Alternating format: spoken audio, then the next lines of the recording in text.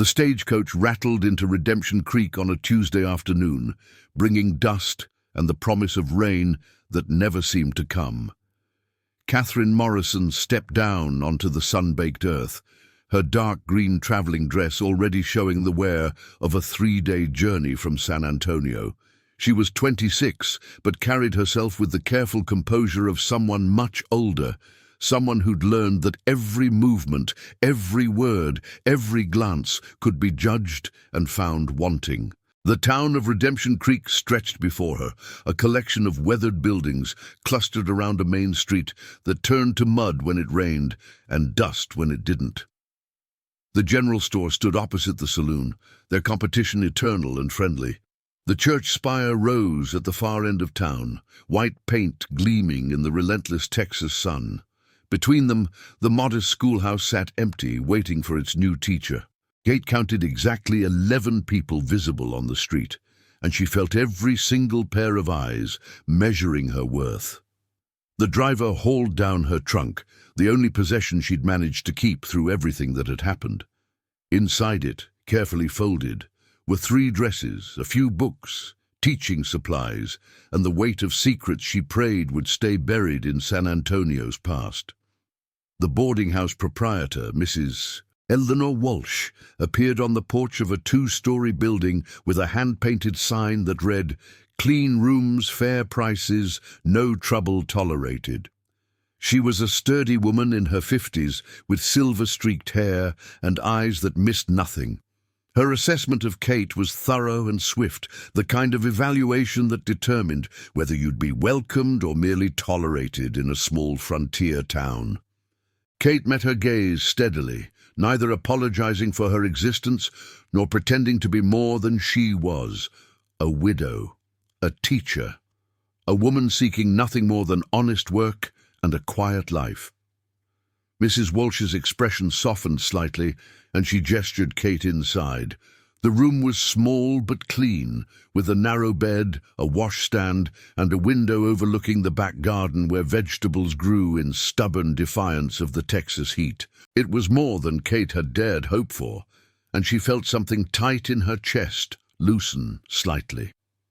That evening, Mrs. Walsh brought supper to Kate's room, a kindness that spoke volumes about the woman's character. Over cornbread and beans, she explained the town's expectations. The schoolteacher was to be above reproach, attending church every Sunday, maintaining appropriate distance from unmarried men, and never, under any circumstances, setting foot in the saloon. Kate assured her she understood perfectly. She'd lived under scrutiny before, had learned to make herself small and acceptable and invisible when necessary. What Mrs. Walsh didn't know, what Kate prayed no one in Redemption Creek would ever discover, was that in San Antonio, invisibility had been impossible. Her late husband, Robert Morrison, had made certain of that with his gambling debts, his public humiliations, and finally, his mysterious death in an alley behind the very saloon he'd frequented nightly. Kate had been questioned, suspected, whispered about, until the weight of judgment had become unbearable. She'd left San Antonio with nothing but her teaching certificate and the desperate hope that distance might equal redemption. Sunday came, with its ritual of church attendance, and Kate dressed carefully in her best dress, a modest grey silk that had been her mother's. The church was surprisingly well appointed for a frontier town, with wooden pews polished smooth by generations of worshippers and wildflowers arranged in mason jars on the windowsills. Kate took a seat in the back, aware of the curious glances, the whispered conversations that paused as she passed. The sermon focused on forgiveness and second chances, and Kate wondered if the preacher somehow knew her story, or if it was simply the kind of message every frontier town needed to hear. People came west to escape their pasts, after all. This land was built on the hope that who you'd been mattered less than who you chose to become. After the service, the congregation gathered outside for socializing, and Kate was introduced to what felt like every person in Redemption Creek. The blacksmith and his wife, who had 6 children ranging from 5 to 16, the general store owner who'd be providing her teaching supplies on the town's account, the doctor, an older gentleman with kind eyes who told her to call on him if any of the students became ill. And then there was James Garrett. He stood slightly apart from the crowd, tall and sun-weathered, with dark hair and grey eyes that held both strength and unexpected gentleness. He wore clean but work-worn clothes, and his hands showed the calluses of a man who understood physical labour. When Mrs. Walsh introduced them, Jim removed his hat and offered a handshake that was firm but careful, as if he understood that some people needed to be approached slowly. He owned the Garrett Ranch, Mrs. Walsh explained, 3,000 acres in the hill country where his family had raised cattle for 3 generations. His father had passed 2 years ago, and Jim now ran the operation alone, respected by everyone for his fairness in business and his willingness to help neighbors in need. Kate thanked him for the introduction and tried to move on, but Jim fell into step beside her, asking about her journey from San Antonio and whether she'd had time to prepare for tomorrow's first day of school. His conversation was easy, free of the probing questions some had asked, and Kate found herself relaxing slightly in his presence. They talked about teaching, about the challenges of frontier education, about the wildflowers blooming across the hill country despite the persistent drought. Jim mentioned that his ranch had a creek that still ran year-round, fed by springs deep in the limestone, and that she'd be welcome to visit if she ever wanted to see wildflowers that hadn't been trampled by town traffic. It was an innocent offer, the kind of friendly gesture common in small communities, but something in Jim's eyes suggested he saw her more clearly than was comfortable, saw past the careful walls she'd constructed, and found whatever he saw worth knowing better. Kate thanked him politely and made her excuses, feeling the weight of watching eyes. Small towns survived on gossip, and a widow talking too long with an eligible bachelor would fuel speculation she couldn't afford. Monday morning arrived with the nervous energy of new beginnings. Kate opened the schoolhouse doors at 7:30, giving herself time to arrange the room before students arrived. The space was simple but functional, with rows of wooden desks, a blackboard that had seen better days, and shelves holding a surprisingly diverse collection of books donated by families over the years.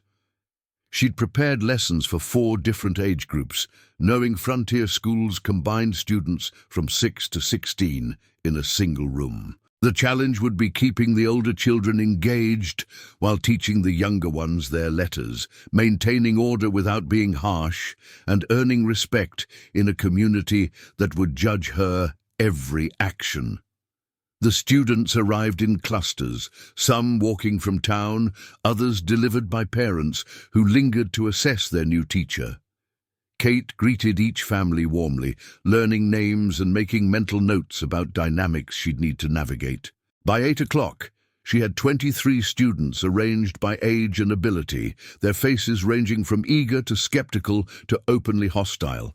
The oldest boy, Daniel Tucker, slouched in the back with arms crossed, clearly testing whether this woman from the city could handle a frontier classroom. Kate began with introductions, then moved into a reading exercise that quickly revealed the wide range of abilities. Some children read fluently, while others struggled with basic words. She'd need to create individual learning plans, a challenge that excited rather than daunted her. Teaching was the one thing she'd always been good at, the one place where her worth wasn't questioned. The morning passed in a blur of lessons, corrections, and the delicate dance of establishing authority without crushing curiosity. At noon, the children scattered for lunch, some heading home, while others pulled out parcels of cornbread and dried meat. Kate had just settled at her desk with her own modest meal, when Jim Garrett appeared in the doorway, hat in hand, leading a beautiful chestnut horse. He'd brought lunch for her, he explained, because Mrs. Walsh had mentioned Kate hadn't had time to arrange regular meals yet. It was a thoughtful gesture, the kind of neighborly kindness frontier communities depended on. But it was also the kind of attention that would be noticed, discussed, interpreted. Kate thanked him, but suggested he shouldn't make a habit of it, trying to keep her tone light while making her meaning clear. Jim studied her for a long moment, and Kate had the uncomfortable feeling he understood exactly what she wasn't saying. He nodded slowly, wished her well with the afternoon lessons, and left. But not before several students had witnessed the exchange, and Kate knew that by evening half the town would know Jim Garrett had brought the new schoolteacher lunch. 3 weeks passed in a rhythm of teaching, church attendance, and careful navigation of small-town social expectations. Kate threw herself into her work, staying late to prepare lessons and arriving early to help struggling students. The children responded to her patience and genuine interest, and even Daniel Tucker had grudgingly admitted she knew her subject matter. But Jim Garrett remained a constant, quiet presence in her peripheral awareness. He attended church faithfully, sitting 3 pews ahead of her. He came to town for supplies on Saturdays, often timing his visits to coincide with when school let out. He never pushed, never presumed, but made clear through 100 small gestures that his interest hadn't waned. Kate told herself she should discourage him more firmly. She'd been down this road before, had married a charming man who'd seemed wonderful until the mask slipped and revealed the gambling addiction, the debts, the casual cruelties. She'd sworn she'd never give another man power over her life, but Jim was different in ways that both comforted and terrified her. He didn't make grand promises or flowery declarations. He simply showed up, reliable as sunrise, offering friendship that asked for nothing in return. When the schoolhouse roof leaked during a rare rainstorm, Jim arrived with materials and spent an afternoon making repairs. When Kate mentioned wanting to see the hill country wildflowers, he organized a group excursion that included Mrs. Walsh and 3 other women, making it perfectly respectable. When younger students struggled with arithmetic, Jim stopped by with a bag of polished stones to use as counting aids, saying he'd found them by the creek and thought they might be useful. Slowly, despite her best intentions, Kate found herself looking forward to these encounters. She began recognizing the sound of his horse, the particular way he knocked on the schoolhouse door. She caught herself scanning the church crowd on Sundays, feeling a small lift when she spotted him. It was dangerous, this growing connection. Kate knew she should end it before someone got hurt. One evening, she asked Mrs. Walsh about Jim's history, trying to sound casually curious rather than personally invested. The older woman's eyes sparkled with understanding as she explained that Jim had been briefly engaged 5 years ago to a woman from Austin, but she'd called it off, saying ranch life was too isolated for her taste. He'd taken it hard, throwing himself into work, and hadn't shown interest in anyone since. Until now. Mrs. Walsh's meaning was clear, and so was her approval. She thought Jim and Kate would be good for each other. What she didn't know was the secret Kate carried, the past that would destroy any hope of a respectable future if it came to light.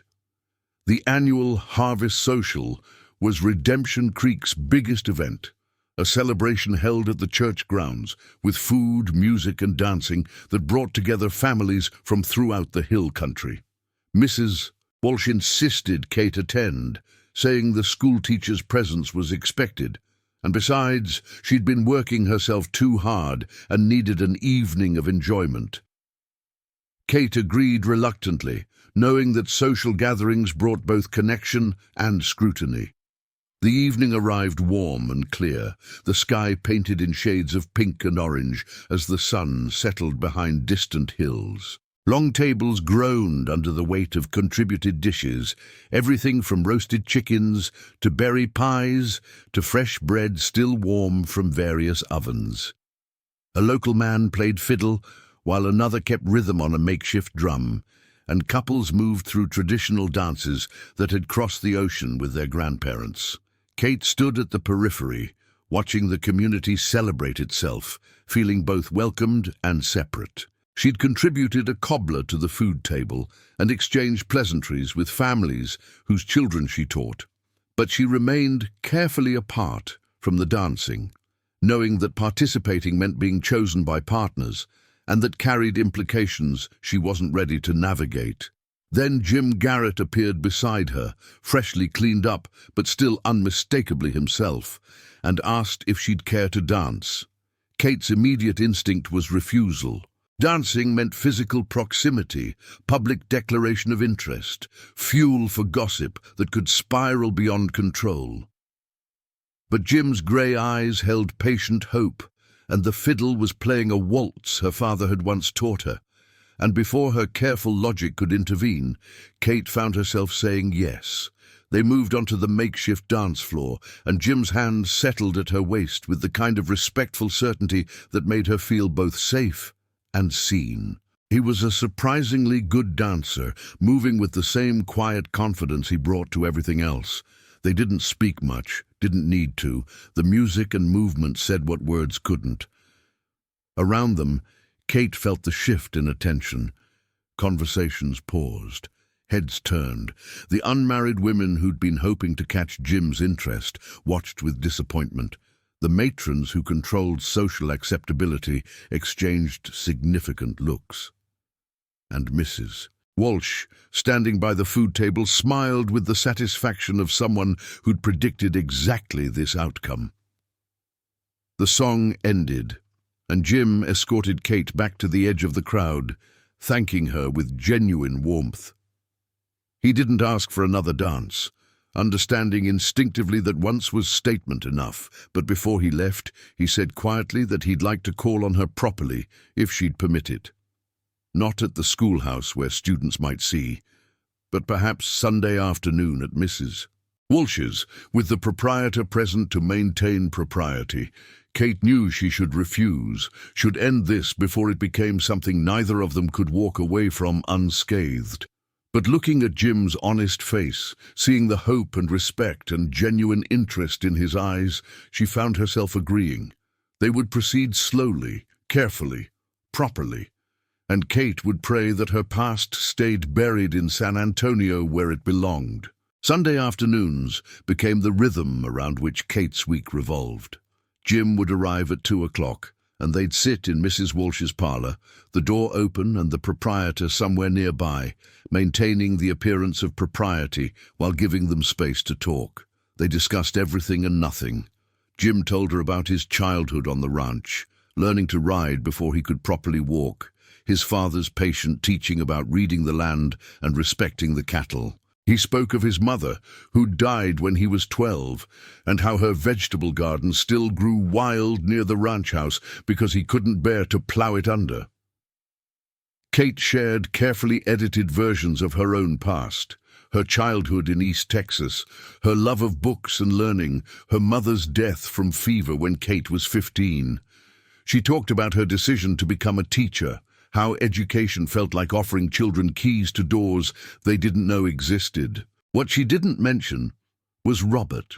Didn't talk about the 3 years of marriage that had taught her more about loneliness and disappointment than she'd ever wanted to know. Didn't explain how freedom had come with a price tag of suspicion and judgment that had driven her west. Jim never pushed for the stories she wasn't ready to tell. He seemed content to know her as she was now, not demanding explanation for the shadows he surely sensed. This patience was foreign to Kate, who'd grown accustomed to men who wanted to possess, to control, to reshape women into convenient accessories for their own lives. As autumn settled over the hill country, Jim began bringing small gifts. A book he'd ordered from Austin, thinking she might enjoy it. A jar of honey from the wild bees that nested near his property. A shawl his mother had woven, which he'd kept stored away for years, but thought might suit Kate. Each gift was thoughtful, personal, and devastatingly effective at breaking down the walls she'd built. The town noticed, of course. Redemption Creek was small enough that courtships were community property, subject to collective approval or disapproval. Most people seemed pleased. Jim was respected, Kate was proving to be an excellent teacher, and a match between them seemed natural and appropriate. But a few voices grumbled. Mrs. Peterson, whose daughter had hoped to catch Jim's attention, made pointed comments about knowing a person's background before committing to serious courtship. Mr. Hastings at the general store mentioned that San Antonio was known for its gambling halls and questionable establishments, wondering aloud what had really brought a young widow to their quiet town. These whispers reached Kate through Mrs. Walsh, who reported them with indignation and assurance that such people were simply jealous and should be ignored. But Kate couldn't ignore them. Each comment was a reminder that her past was a loaded weapon waiting to explode, that any serious commitment to Jim would put him directly in the blast radius. One Sunday afternoon, as they sat in the parlor discussing a book they'd both read, Kate tried to warn him. She told him carefully, obliquely, that she had reasons for coming west that weren't entirely pleasant, that her marriage had been difficult and its ending complicated, that someone who cared about his reputation and standing might want to reconsider whether she was worth the risk. Jim listened quietly, and when she finished, he took her hand gently and said he wasn't interested in her past unless she wanted to share it. He was interested in who she was now, and who they might become together. Winter came to the hill country with unexpected cold, frost turning the prairie grass silver each morning. Kate had been in Redemption Creek for 4 months, and the rhythm of teaching, church, and Sunday afternoons with Jim had begun to feel like a life she might actually get to keep. Then Marcus Morrison arrived on the Tuesday stagecoach, and Kate's carefully constructed world began to crumble. She was walking back from the schoolhouse when she saw him standing outside the general store, unmistakable despite the years since she'd last seen him. Robert's older brother Marcus was a harder, meaner version of her late husband, with cold eyes and a mouth that turned cruel when he smiled. He'd always resented Kate, had made clear his belief that she wasn't good enough for the Morrison family. When Robert died, Marcus had been the loudest voice, suggesting Kate knew more about the circumstances than she'd admitted. Now he was here, in her refuge, and the expression on his face when he spotted her made clear this wasn't a coincidental visit. That evening, he appeared at Mrs. Walsh's boarding house, all false politeness and barely concealed threat. He'd come to discuss a matter of family business, he said. Robert had died owing money to certain individuals in San Antonio, and as his widow, Kate, was responsible for settling those debts. The amount he claimed was staggering, far more than Kate could possibly pay. She knew he was lying, inflating numbers or inventing debts entirely, but she also knew that in frontier justice, accusations were often enough. Marcus could spread stories that would destroy her reputation and Jim's by association. He could make life in Redemption Creek impossible. His real purpose became clear as the conversation continued. Marcus had always wanted the small property Kate's parents had left her, a modest parcel near San Antonio that had some value. If she signed it over to him, he'd forget about the debts and leave her in peace. If she refused, he'd make certain everyone in this town knew about Robert's gambling, his debts, the suspicious circumstances of his death, and Kate's failure to properly mourn or investigate. Kate asked for time to consider, and Marcus agreed, taking a room at the boarding house and making his presence known throughout town. He was charming when he wanted to be, telling stories about San Antonio and expressing concern for his poor sister-in-law who'd fled west rather than face her responsibilities. The whispers started immediately. By Wednesday, Kate heard them in the way conversation stopped when she approached, saw them in the careful distance parents suddenly maintained when dropping off children, felt them in the cold shoulders at the general store. Mrs. Peterson's comments about questionable backgrounds suddenly seemed prophetic. Even Mrs. Walsh, loyal and kind, asked gently whether there was anything Kate needed to explain. Kate couldn't bring herself to attend church that Sunday. The thought of sitting in that congregation, feeling their judgment, watching Jim realize what she'd brought into his life, was more than she could bear. She sent a note claiming illness and spent the day in her room. trying to decide whether to sign over the property and hope Marcus kept his word, or stand her ground and watch everything she'd built crumble. The decision was taken from her hands when Jim appeared at Mrs. Walsh's Sunday evening, asking to speak with Kate privately in the parlour. Jim sat across from Kate in Mrs. Walsh's parlour, his expression serious but not angry. He'd heard the rumours, he said quietly. Marcus Morrison had been quite vocal about his concerns for his late brother's widow.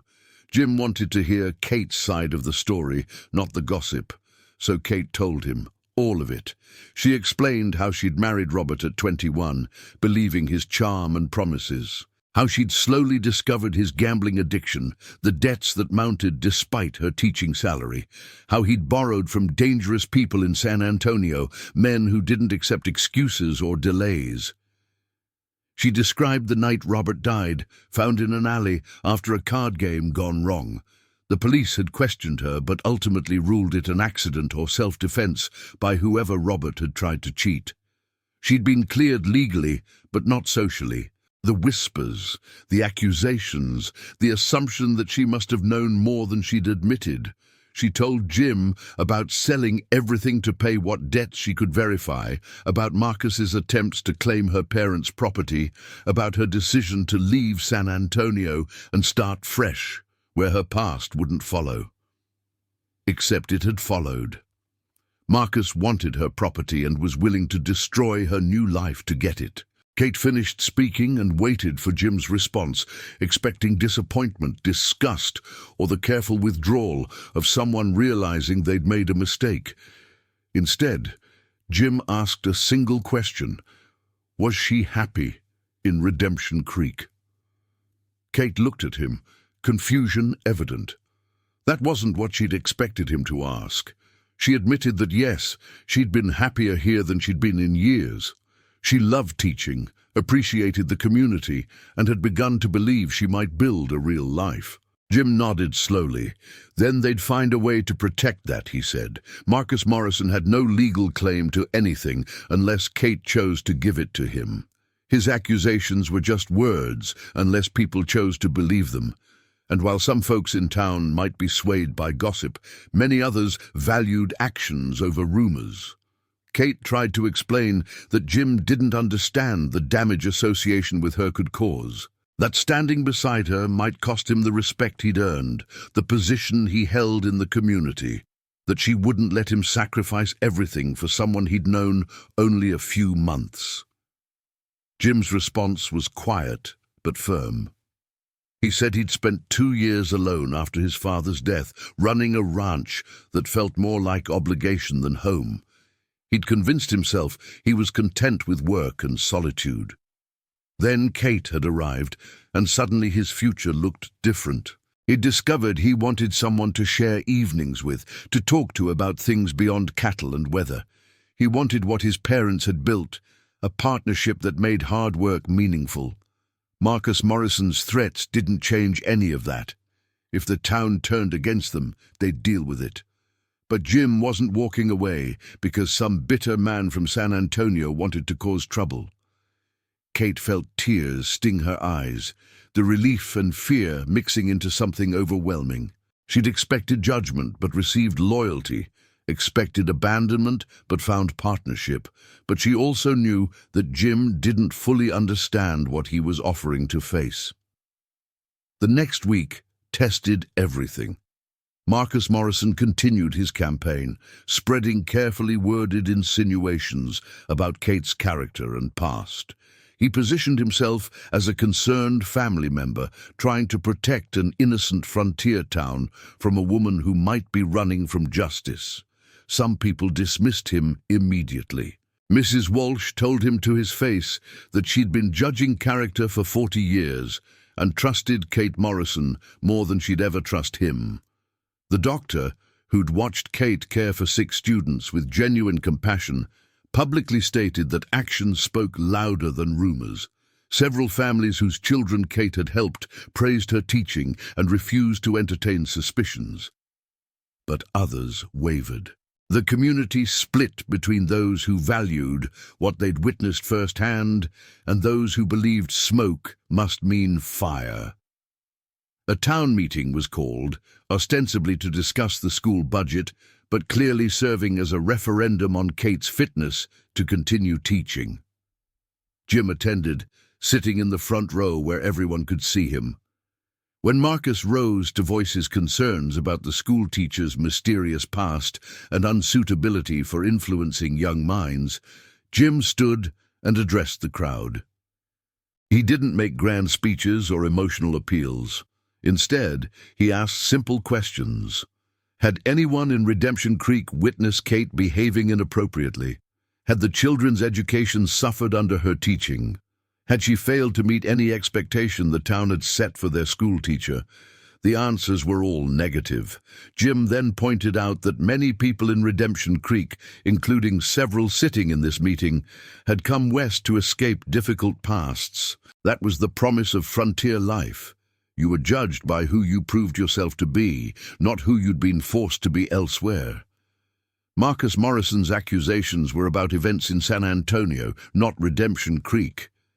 If people wanted to judge Kate, they should judge her on what she'd done here. The speech was simple but effective. Several people nodded in agreement. Others looked thoughtful, reconsidering their positions. But Mrs. Peterson stood, her voice sharp, and asked the question many were thinking. If Kate had nothing to hide, why hadn't she been honest about her past from the beginning? The room fell silent, all eyes turning to Kate. She'd been sitting in the back, trying to be invisible, but now there was no avoiding the spotlight. She stood slowly, hands shaking, but voice steady. She explained that she'd come to Redemption Creek hoping for a fresh start, that she'd been legally cleared of any wrongdoing in her husband's death, but couldn't escape the suspicions and gossip, that she'd believed, perhaps naively, that she could build a new life where her past didn't define her. She admitted that perhaps she should have been more forthcoming, but she'd been afraid that honesty would cost her the chance to prove herself through her work. Now that chance was being taken away by someone with a personal agenda. She wouldn't fight to stay where she wasn't wanted, but she hoped people would make their decisions based on what they knew of her character, not on accusations from a man with financial motives. The vote, when it came, was closer than Jim would have liked, but still decisive. Kate could continue teaching, but the situation remained tense. Despite winning the vote, Kate knew the situation was untenable. The town remained divided, and every day brought fresh tension. Students whose parents opposed her stayed home or attended reluctantly. Conversations stopped when she entered the general store.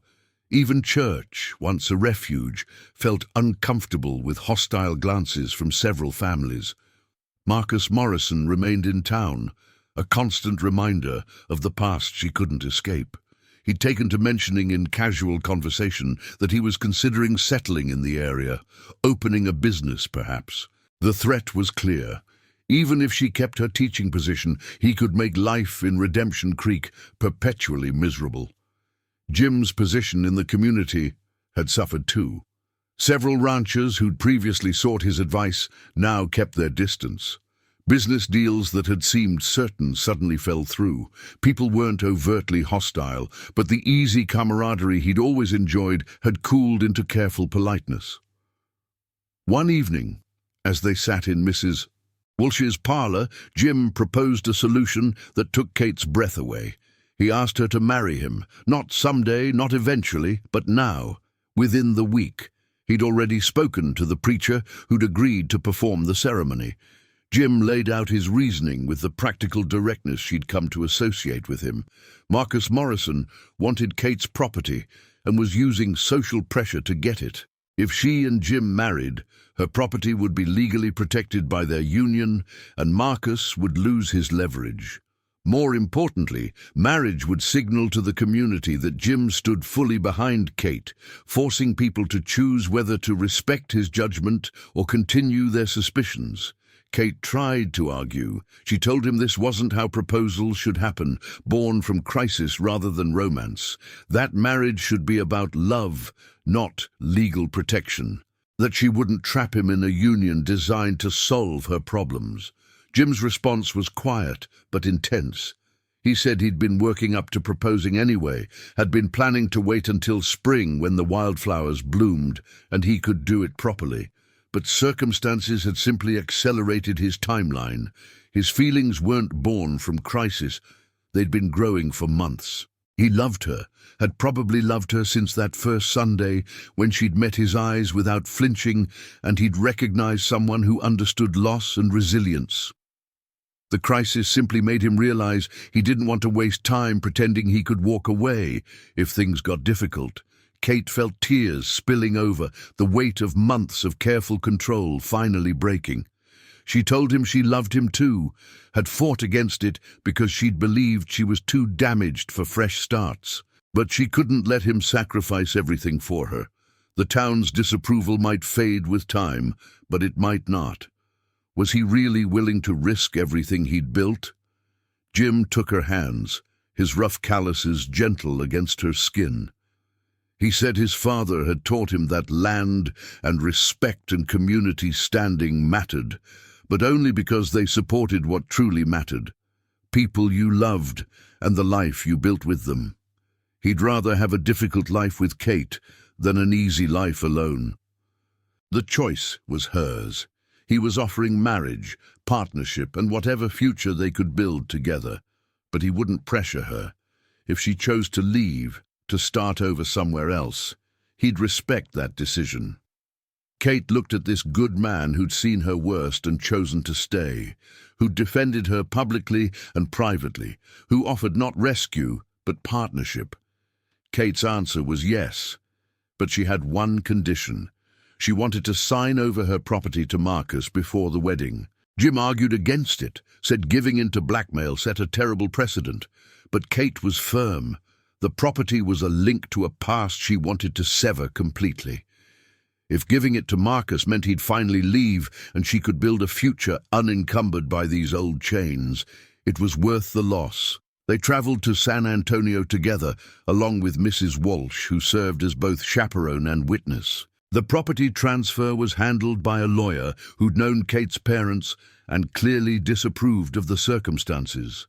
But the paperwork was completed, and Marcus Morrison signed documents promising he'd make no further claims against Kate or her affairs. Kate felt lighter watching him leave the lawyer's office, carrying the deed he'd wanted so badly. She'd lost the last tangible connection to her parents, but she'd gained something more valuable.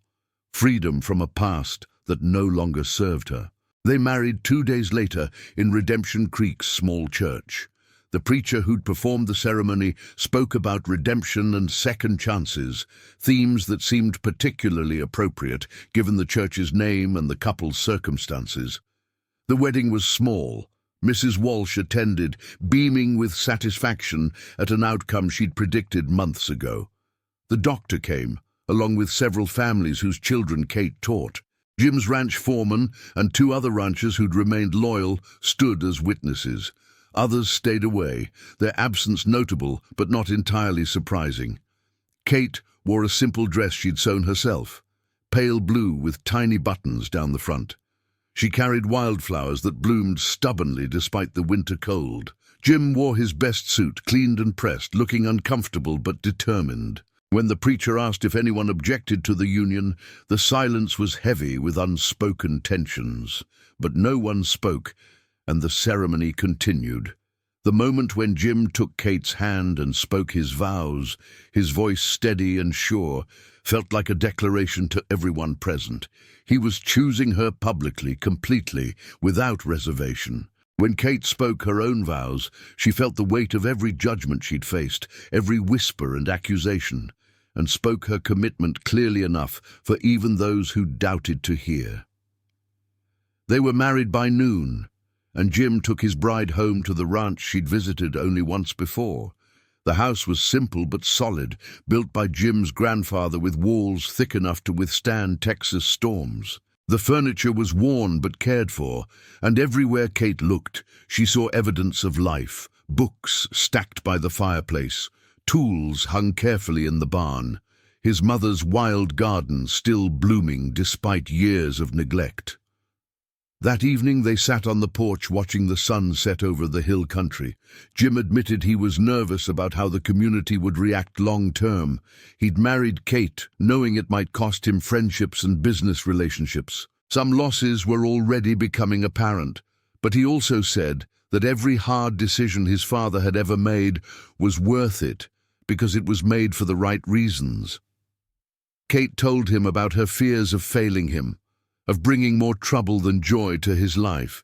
Jim's response was to kiss her gently and say that trouble was temporary, but partnership was what you built to last. Spring arrived in a riot of color, the hill country transforming into a canvas of blue bonnets, Indian paintbrush, and countless wildflowers whose names Kate was still learning.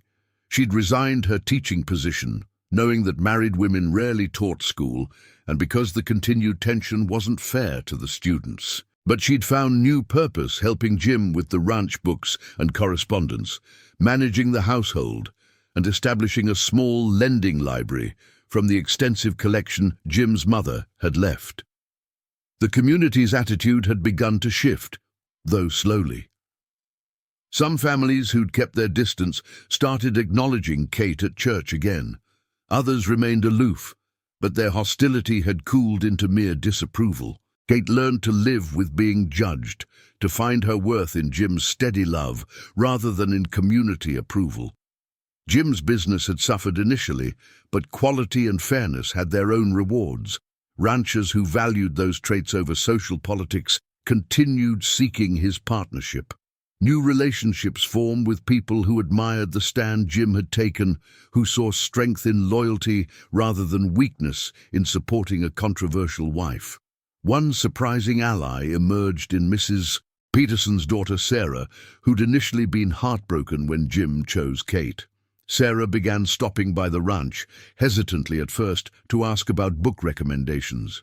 Kate learned that Sarah was far more interested in reading than in marriage, had only pursued Jim because her mother insisted she needed to settle down. Over cups of tea and conversations about literature, they developed an unlikely friendship. Sarah eventually confessed that watching Jim stand up for Kate despite social pressure had taught her something important about choosing your own path rather than the one others expected. By summer, Kate's pregnancy was becoming obvious, and even the most disapproving neighbors began softening. Frontier communities valued children, saw them as investment in the future. The prospect of a new generation of Garretts made Kate's place in Redemption Creek more secure than any amount of social maneuvering could have achieved. The harvest social that year was different from the one where Jim had first asked Kate to dance. They attended together, openly, Kate's hand resting comfortably on Jim's arm. Some people still kept their distance, but others greeted them warmly. The blacksmith's wife asked about Kate's pregnancy and shared advice about birthing on the frontier. The doctor's wife invited them to dinner the following week. Jim danced with Kate again, more carefully this time given her condition, and this time when the song ended, no one whispered. They simply returned to their own conversations, accepting what had once seemed scandalous. Late that evening, walking back to their wagon under a sky brilliant with stars, Jim asked Kate if she'd ever imagined this life when she'd stepped off the stagecoach in Redemption Creek. Kate admitted she hadn't dared imagine anything beyond survival, beyond maybe finding a quiet corner where she could teach and be left alone. She'd certainly never imagined finding love with a man who saw her scars and chose her anyway. Jim pulled her close, his hand protective over where their child grew. He said his father used to tell him that the best lives weren't the ones without struggle, but the ones where you found people worth struggling alongside. Kate had given him that. Not just love, but partnership in building something meaningful. The ranch spread before them in the moonlight, the house lights warm and welcoming. It wasn't the life Kate had planned, but it was far better than anything she'd dared hope for. She'd come to Texas seeking escape and found instead redemption, not through forgetting her past, but through finding someone who helped her build a future where that past no longer defined her. In Redemption Creek, beneath the vast Texas sky, Kate had finally learned what second chances really meant.